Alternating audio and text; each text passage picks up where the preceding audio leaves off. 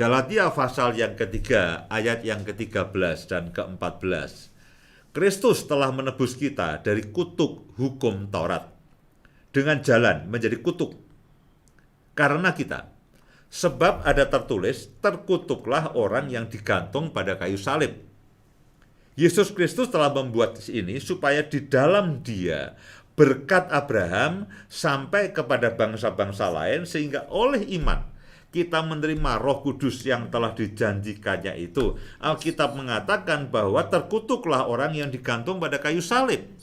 Dan Yesuslah yang digantung di kayu salib yang seharusnya saya dan saudara yang berbuat dosa. Yesus tidak pernah berbuat dosa, tapi Dia dijadikan dosa untuk menebus dosa saya dan saudara, dan Dia menggantikan saya dan saudara.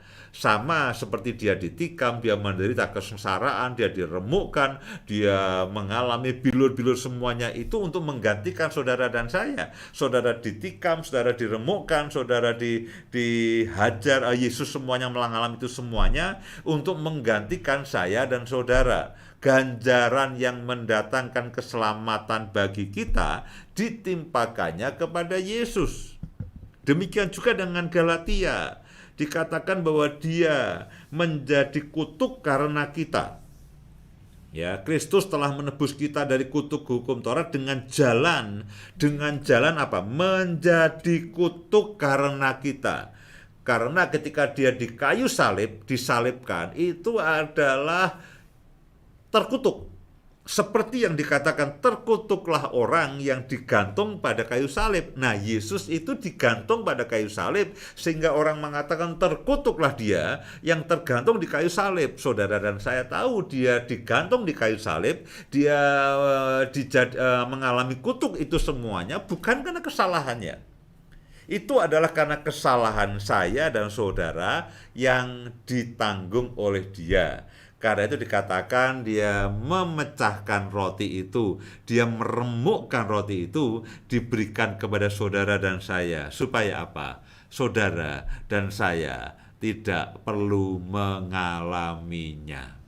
Saya berdoa hari-hari ini dan hari-hari ke depan, saudara betul-betul mengalami kebenaran firman Tuhan ini. Alih-alih saudara mengalami kesengsaraan, saudara mengalami kesusahan, saudara mengalami penderitaan, saudara betul-betul hidup dalam keadaan nelongso, saudara hidup dalam keadaan yang betul-betul susah. Saya berharap hari-hari ke depan saudara betul-betul mengalami sukacita karena Tuhan, saudara mengalami terobosan karena Tuhan, saudara mengalami perkenanan, saudara mengalami satu campur tangan Tuhan yang ajaib. Amen. Sehingga saudara betul-betul mengalami bahwa apa yang saudara dan saya harusnya tanggung karena dosa dan karena kesalahan kita, itu sudah ditanggung oleh Tuhan Yesus di kayu salib. Karena Alkitab mengatakan terkutuklah orang yang digantung di kayu salib.